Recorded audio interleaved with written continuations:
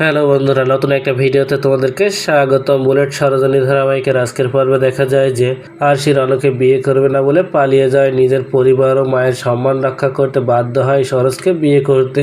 আর বিয়ের সমস্ত রিচুয়াল শেষ এবার সাংবাদিকদের সামনে আসে রন ও সরোজ।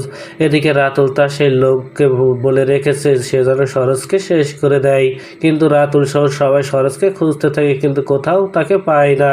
এদিকে সাংবাদিকদের সামনে সরোজের মাথার ঘোমটা সরাতে বলে রণ সরোজকে বলে সে যেন কিছুতেই তার ঘোমটা না খোলে, কিন্তু সরোজ রণর কোনো কথা না শুনে নিজের মাথা থেকে ঘোমটা সরালে সবাই আরশির জায়গায় সরোজকে দেখে চমকে ওঠে।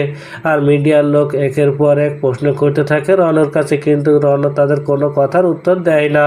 আর তারপর মিডিয়ার লোক সরোজ আর রণকে নিয়ে তাদের নিউজ চ্যানেলে খবর প্রচার করলে সেটা দেখে চমকে ওঠে অর্ণব।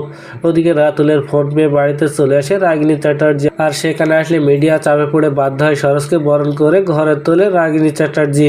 তাহলে কি এবার সরোজকে বরণ করে ঘরে তুলে সময় মতো সরোজকে শেষ করে দিয়ে নিজের বিরুদ্ধে সব প্রমাণ লোপাট করে দেবে রাগিনী চ্যাটার্জি? তো বন্ধুরা, কি ঘটতে চলেছে গল্পে এবার জানতে হলে আমাদের সাথেই থাকুন। ধন্যবাদ।